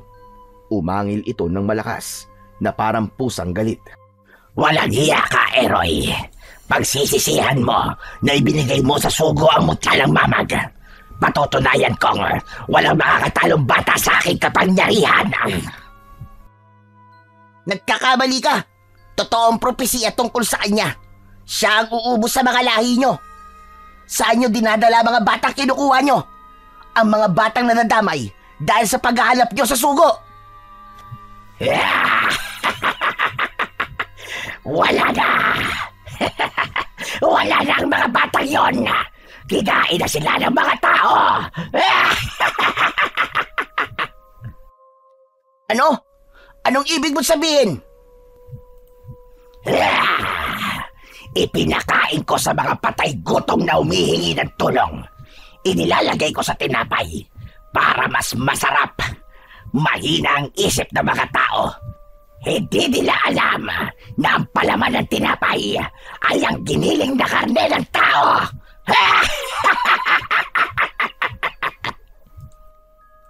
Matagal na hindi nakapagsalita si Dante. Bago pa niya naalala ang tinapay na nakikita niyang pinag-aagawan ng mga tao kanina. Parang gusto niyang masuka, lalo pa, at sarap na sarap ang mga tao sa paglantak ng tinapay. Kung ganon, ipinakain mo sa mga tao nagiging biktima nyo? Hayop ka! Wala kayong kasing sama! Dugo at laman loob lang ang kailangan namin. Para malinis ang ebidensya, ginawa namin silang tinapay de bola. Masarap ba? Nakatikim ka rin ba? Mga walang hiya kayo! Hindi nga kayo tao! Mga demonyo! Dante, huwag kang lumapit sa kanila! Hindi pinansin ni Dante ang sinabi ni Eroy. Sa halip, itinaas niya ang kanyang palakol at sinugod niya ang mga aswang kasama ang pinuno ng mga ito. Nagpasirko-sirko sa ere ang batang si Dante at bawat pagtapak niya sa lupa ay isang malakas na palo ng palakol sa mga ulo ng mga malalaking pusa. Kahit na anong gawing pag-atake ng mga aswang kay Dante ay mabilis niya yung naiiwasan. Habang abala siya sa pakikipaglaban, hindi naman napansin ni Dante ang mabilis na pag-atake ng kalmot ng pinuno ng mga aswang sa kanyang braso. Bumulwak ang dugo mula sa kanyang sugat. Pasadsad siyang bumagsak sa lupa. Dante, tumayo ka! Lumayo ka sa kanila! Mas lalong nagulat si Dante nang biglang pumatak ang ulan.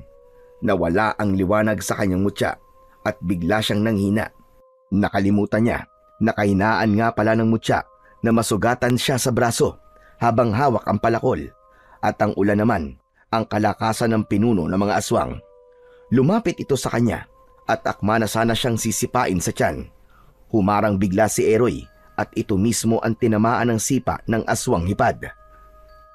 Pangiwi-ngiwi ang mukha ni Eroy dahil sa sobrang sakit. Muling sumugod sa kinaroroonan nila ang ilan sa mga alaga nito para patayin sila. Pumikit si Dante. Pinilit niyang maging matatag. Hawak niya ang mutya nang bigla siyang nakarinig ng mga ingay sa kanilang harapan. Tumayo ka, Dante! Tinutulungan tayo ng mga mamag! Narinig nilang nasa panganib ang sugo. Tara na! Wala kang laban sa kanila dahil may sugat ka sa braso! Saan kayo pupunta? Hindi kayo makakatakas! Magkasabay na napalingon ang magkaibigan sa kanilang likuran. Tangkanang hahablutin ng aswang ang suot na damit ni Dante, pero nilukso na ito sa katawan ng 4 na mamag. Nagtamo ito ng malalalim na sugat sa katawan at muka. Umalingaw-ngaw ang nakakatakot nitong sigaw na parang asong nasasaktan.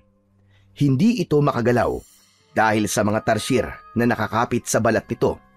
Umagos ang dugo, kaya't tuluyan na itong bumagsak sa lupa. Tara na, Dante! Hindi siya mapapatay ng mga mamag. Masasaktan lang siya. Ikaw pa rin ang makakapatay sa kanila. Wala nang oras. Kailangan na natin bumalik sa gubat. Tara na! Halos hilahin siya ni Eroy palayo sa lugar na yon. Balak na sana niyang patayin ito habang nakahiga. Kaya lang ay hindi tatalab ang kanyang palakol hanggat may dugo ang sugat niya. At dahil sa mura niyang katawan ay mabilis siyang nangihina. Hinabol sila ng mga alagad nito. Habang mabilis ang kanilang takbo, ay nakita nilang hinaharangan naman ng mga mamag ang sanib puwersang mga aswang. Pinagtitig-isahan ng mga ito ang aswang na wala namang nagagawa kundi ang umangil sa sakit dahil sa matalas na mga ngipin ng mamag. Ilang minuto ang lumipas nang makarating sila sa bahay nila sa puno ng talisay. Mabilis na isinara ni Eroy ang bintana at pintuan para gamutin ang sugat ni Dante. Wala silang kaalam-alam na may isang nilalang na nakapasok sa loob ng bahay ni Eroy. Pinagmamasdan silang mabuti. Punong-puno ng pagdurusa ang mga mata, lumuluha at may bakas ng awa. Tumigil si Eroy sa ginagawa nitong panggagamot kay Dante dahil naramdaman nito ang nilalang na nakatayo sa likod ng dingding ng kusina. Dinampot nito ang palakol at itinutok sa taong nakatayo sa dilim. Sino ka? Anong ginagawa mo sa loob ng bahay ko?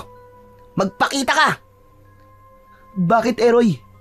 May nakapasok sa bahay natin. Hindi siya aswang, pero alam kong kilala natin siya. Napabalikwas ng bangon si Dante at sinundan ng tingin ang nilalang na nakikita nila sa kusina. Isa itong anino dahil sa konting liwanag ng gasera. Ang malakas na patak ng ulan sa bubong ng kanilang bahay ay sapat na para mabing siya sa lakas ng kabog ng kanyang dibdib. Dahan-dahang lumalabas sa dilim ang taong nakatayo. Tumambad sa kanilang paningin ang umiiyak na si Mang Estong. Alam ni Dante na hindi ito aswang dahil wala siyang nararamdaman sa kanyang mutya. Sigurado na siyang si Aling Martina ang totoong aswang. Anong ginagawa mo rito? Pwede ba kitang makausap, Dante? Wag! Huwag kang lalapit! Diyan ka lang!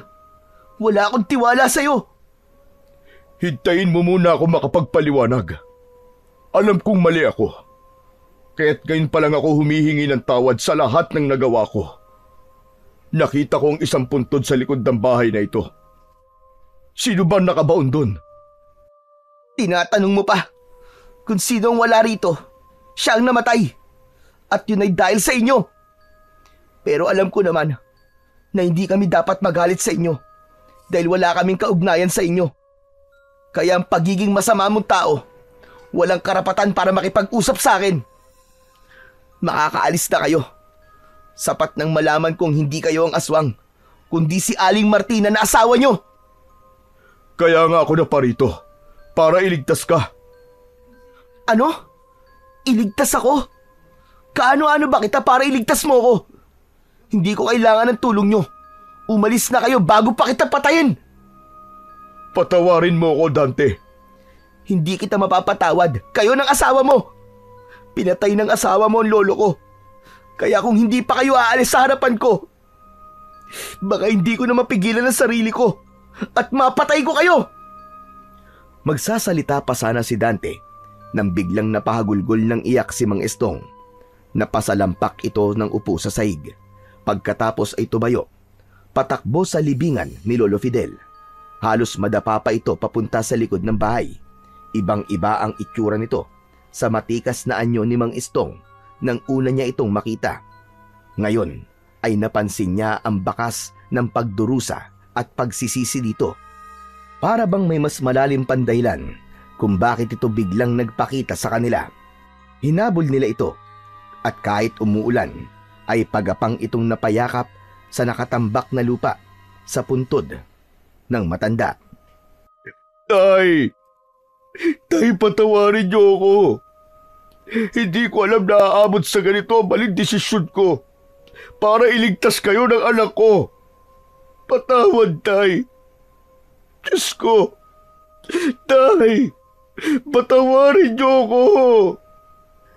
Hindi maintindihan ni Dante kung bakit habang pinagmamasdan niya ang lalaki na nakadapa sa lupa ay umiiyak at pumapatak na rin ang luha niya sa kanyang mga mata. Nakita niya rin si Eroy na nagpupunas ng luha sa pisngi.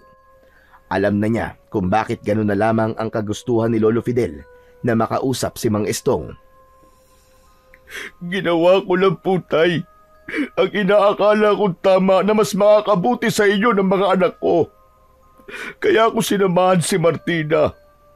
Gusto niyang manalo ko sa pagiging mayor para malaya na siya sa mga pinagagagawa niya. Akala ko mailalayo ko ang aking anak sa panganib. Binantayan ko siya, Tay. Hindi ko alam na papatayin ka niya. Diyos ko, kasalanan ko ang lahat. Ako ang pinakamasamang anak at ama.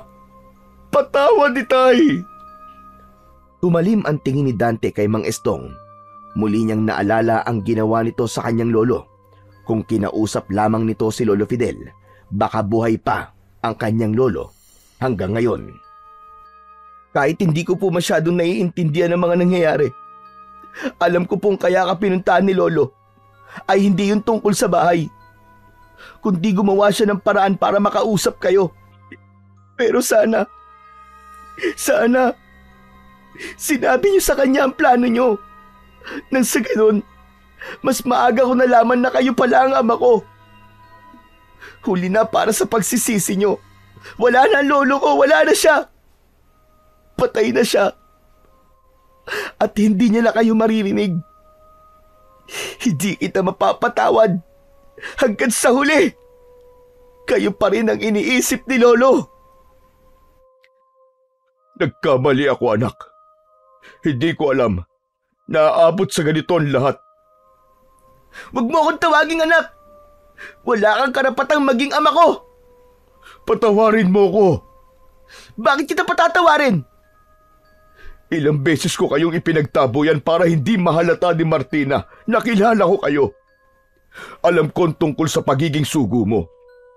Ikaw lamang ang inaalala ko, anak. Kaya nga nakikiusap ako kay Eroy na bantayan kayong dalawa ng lolo mo. Napabilis ang pagsulyap ni Dante sa nakatayong si Eroy. Nakakunot ang kanyang noo na hindi makapaniwala sa narinig mula sa kanyang ama.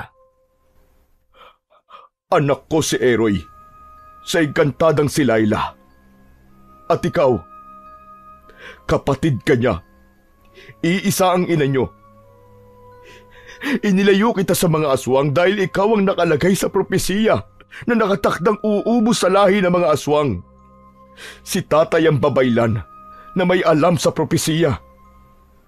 Anong ibig sabihin nito? Pasensya na. Kasama ako sa plano ni tatay para protektahan ka.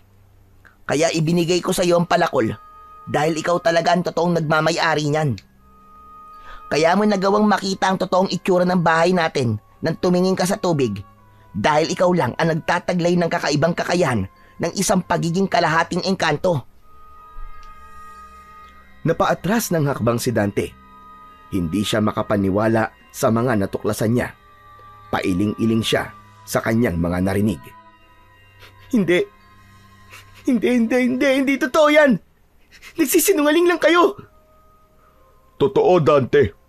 Ginawa ko ang lahat para hindi kayo mapahamak. Ikinulong ako ni Martina sa aming silid para patayin kayo. Malakas na kalaban ang pinuno ng mga hipad at natakot akong baka mapahamak ka. Kung hindi ako lalapit sa kanya para bantayan ang lahat ng mga ikinikilos niya. Kaya lang, nabigo ako. Namatay si tatay dahil sa kapabayaan ko. Hindi ko kayo matatanggap, lalo ka na, Eroy. Pinagkatiwalaan kita. Mga manloloko kayo. Mga sinungaling kayo. Mabilis na tumakbo si Dante papalayo sa lugar na yon. Pakiramdam niya ay sasabog ang kanyang dibdib dahil sa labis na galit. Maigpit niyang hinawakan ang palakol. Bawat madadaanan niyang halaman ay hinahampas niya ng kanyang sandata. Malamig din ang hangin na humahampas sa buo niyang katawan dahil sa patak ng ulan. Ilang sandali pa ay tumila na ang ulan at napalitan ng maingay na huni ng mga kuliglig. Napaupo sa ugat ng puno si Dante habang umiiyak. Panay ang tawag niya sa pangalan ng matanda. Bigla ang pagguwit ng sakit ng kanyang sikmura. Napatayo siya sa kinauupuang ugat ng puno. Saka iginala ang kanyang paningin sa paligid. Bigla siyang nakarinig ng may garalgal na boses ng isang halimaw. Dahil sa pagliwanag ng kanyang suot na mutya, malinaw niyang nakikita ang pinuno ng aswang na nakatayo sa kanyang harapan. Sinasabi ko na nga ba't hindi pa rin ako binibigo ng gabay ko? Wala ka ng kawala ngayon. Nakikita mo ba ang ginawa ng mga gabay na mamag sa katawan ko? Lintik lang ang walang ganti. Hindi ang katulad mo ang papatay sa akin. Ito ang dahilan kung bakit mas lalo kong natatakam sa dugo mo. Napaatras si Dante. Kahit nagamot na ang sugat niya sa braso, mahirap pa rin na magtiwala sa kakayahan ng suot niyang mutya. Akala niyo bang mag-ama ay mahina ang isip ko? Na hindi ko mahahalatang puro pagpapanggap lang ang ipinapakita niya sa akin? Na hindi totoo ang kanyang pagmamahal? Tama ka. Talagang walang magmamahal sa katulad niyo, Aling Martina. Hindi porket aswang kayo ay gagampanan na ninyo ang pagiging masama ninyo. Dapat gumawa kayo ng paraan para hindi kayo mas lalong ituring na masamang nilalang. Kaya siguro hindi kayo binigyan ng anak dahil masama kayo o galing demonyo. Wala ako sa simbahan at hindi ka pare para tumanggap ng sermon mula sa isang batang paslit na walang kwenta. Kaya ano pang hinihintay mo? Simulan na natin ang laban! Pasugod na sana si Aling Martina nang biglang dumating naman si Eroy at Mang Estong kasama ang mga mamag. Ang mga alagad ng babae ay nagsimula na rin na pumalibot sa kanila. Walang hiya ka, Martina! Pinatay mo ang ama ko! Magbabayad ka! Papatayin din kitang demonyo ka! Kulang pang kabayaran ng pagkamatay niya sa panloloko mo sa akin. Isasama kita sa pagkamatay ng mga anak mo! Sa sobrang lakas ng sigaw ni Aling Martina, nabulabog ang mga ibong natutulog sa sanga ng mga punong kahoy. Unti-unting nagbago ang itsura nito. Bigla itong nagsapusa. Humaba ang pangil nito at tumutulo ang malapot nitong laway na may kahalong dugo. Nakangisi itong nakatingin sa nakatayong si Dante na nagpalitaw pa sa malalagari nitong mga ngipin. Inihanda naman ni Dante ang kanyang sarili sa pagsugod sa mga kalaban. Tumalon si Aling Martina para atakihin siya ng kagat nito. Pero sinalubong niya ito ng hampas ng palakol sa dibdib. At dahil mahina ang kanyang katawan, dahil sa dati niyang sugat sa braso, ay mahina ang pagtama nun sa dibdib ng aswang. Kaya naman, nakaganti ito ng kagat sa kanyang balikat. Bumaon ang pangil nito sa kanyang laman at bumulwak ang sariwang dugo sa kanyang sugat. Nakita yon ng kanyang ama at bakas sa mukha nito ang matinding pag-aalala. Anak! Mabilis na tumakbo, papalapit sa kanilang kinaroroonan si Mang Estong. Niwala itong dalang armas, kundi ang kamaulang nito, na malakas na isinuntok sa muka ni Aling Martina. Bumagsak ang pinuno ng mga aswang sa damuhan, kaya't naitayo siya ng kanyang ama. Nanginginig ang kamay nito na nakaalalay sa kanya. Habang si Eroy naman ay abala sa pakikipaglaban sa mga alagad ni Aling Martina, bumagsak sa damuhan ang mga kalaban ng kanyang kapatid. Pinilit nitong makalapit sa kanya para tulungan siya. Kaya lang, maging ito ay nakagat na rin ng mga aswang na hipad. Naramdaman ni Dante ang mainit na likidong umaagos sa kanyang balikat. Bumagsak siya sa damuhan at mahigpit niyang hinawakan ang kanyang mutya. Kung mahina ang kanyang palakol dahil sa sugat niya sa braso, magagawa naman niyang gamitin ng mutya laban sa aswang sa tulong ng mga mamag. Nakaupo siya sa lupa nang simulan niyang ipikit ng mariin ang kanyang mga mata. Lumiwanag ng husto ang kanyang mata, pati na ang kanyang palakol. Dante, tumayo ka! Papalapit na sila! Hindi na napigilan pa ni Mang Estong at Eroy ang pagsugod ng mga aswang sa kinaroroonan ni Dante. Pero para lamang itong itinapon sa kakahuyan dahil sa malakas na epekto ng mutya sa katawan ng mga aswang. Bumagsak ang mga hipad sa damuhan habang umaangil na parang asong nasasaktan. Biglang gumalaw ang mga dahon sa kagubatan dahil sa pagsugod ng mas dumaraming mga mamag. Inatake ng mga gabay ni Dante ang katawan ng mga nakahandusay na alagad ni Aling Martina. Pinagtig-isahan ng mga mamag ang mga halimaw hanggang sa tuluyan nilang mapatay ang mga aswang na hipad. Nakita ni Dante ang pagtayo ni Aling Martina para sana umatake sa kanya. Sinalubong naman niya ito ng ubod lakas na pagpalo ng palakol na tumama sa katawan nito. Bumagsak ito ng pasadsad sa lupa at mabilis niya itong nilapitan, saka muling hinaribas ng palakol sa leeg. Binitiwan niya ang kanyang sandata at hinayaan niyang nakabaon yun sa leeg ng aswang. Tama na! Tama na, anak! Tama na! Hindi na siya makakaligtas dahil sa tama niya sa leeg. Hindi maghihilom ang sugat niya kapag nanggaling yon sa talim ng iyong sandata. Sa halip, mapapaso siya at masusunog hanggang siya ay matunaw. Hindi pa ako nakakaganti sa kanya. Hindi sapat ang kamatayan niya. Tama na, Dante. Mali ang gumanti ng higit sa kanilang ginawa dahil lalabas na wala ka ring ipinagkaiba sa kanila. Sapat na ang pagpaparanas sa kanila ng sakit para ipagtanggol ang iyong sarili. Hayaan mo siyang mamatay nang dahil sa kapangyarihang taglay ng mutya mo. Kahit na anong gawing pag-iwas, talagang mamamatay sila sa mga kamay mo. Dahil yun ang nakatala sa propesiya na ikaw ang papatay sa kanila. Iginala ni Dante ang kanyang paningin sa paligid at sa mga nakahandusay na aswang sa damuhan. Totoong walang bisa ang mutya kapag may sugat ang kanyang braso. Pero kapag taimtim ang panalangin para manalo sa laban, pakikinggan ng Panginoon ang panalangin sa oras na nasa panig ng kabutihan ang taong humihiling. Ikaw talaga ang nakatakdang tumupad sa nakalagay sa propesiya, Dante. Nagtagumpay ka. Binabati kita at sobra kitang ipinagmamalaki.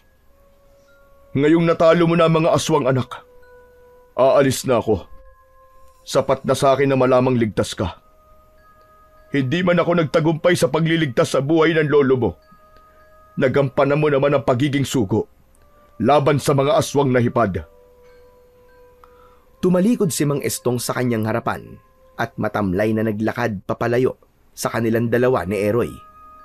Halos magkasabay ang dalawa sa pagtawag ng tatay kay Mang Estong. Tay! Humarap muli sa kanila ang nakatalikod na si Mang Estong. Nangingilid ang luha nito sa mga mata.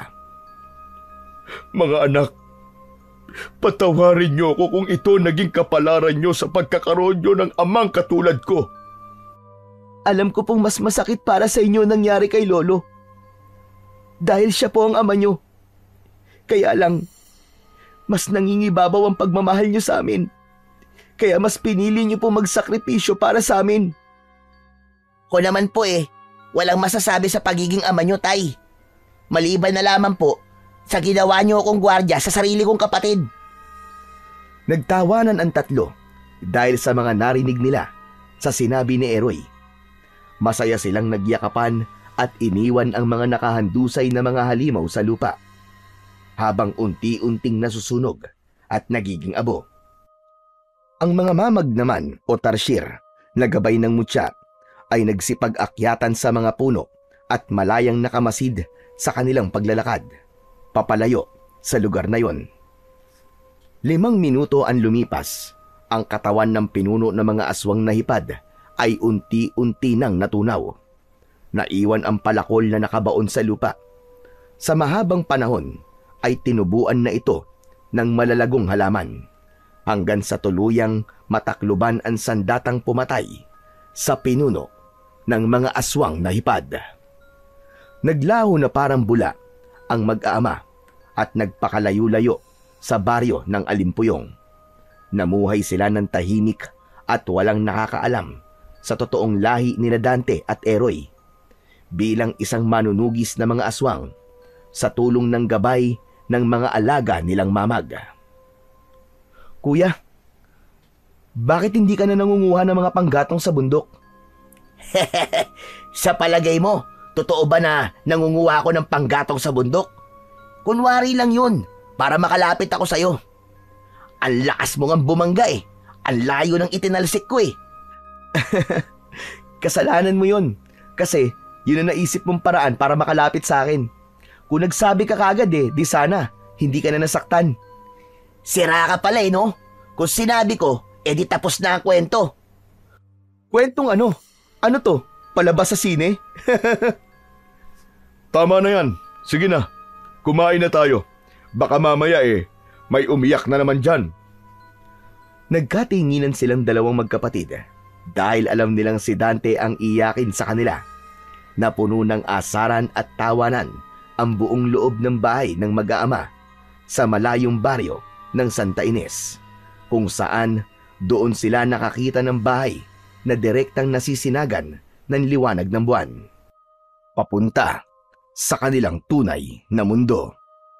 Nabuhay sila ng payapa at masaya, ngunit hindi sila nagpakampante at nanatili silang alerto at nakabantay sa posibleng pag-atake ng mga aswang sa kanila at iba pang masasamang elemento, dahil naniniwala sila na hindi tatahimik ang kampon ng kadiliman hanggang nabubuhay ang sugo na may hawak ng mutya ng tarsier at ang makapangyarihang palakol na hahadlang sa masasamang plano nila. Ngunit mas nangingibabaw pa rin ang paniniwala nila na hanggang nananampalataya sila sa Diyos Amang makapangyarihan sa lahat, ay hinding-hindi magtatagumpay ang kasamaan laban sa kabutihan.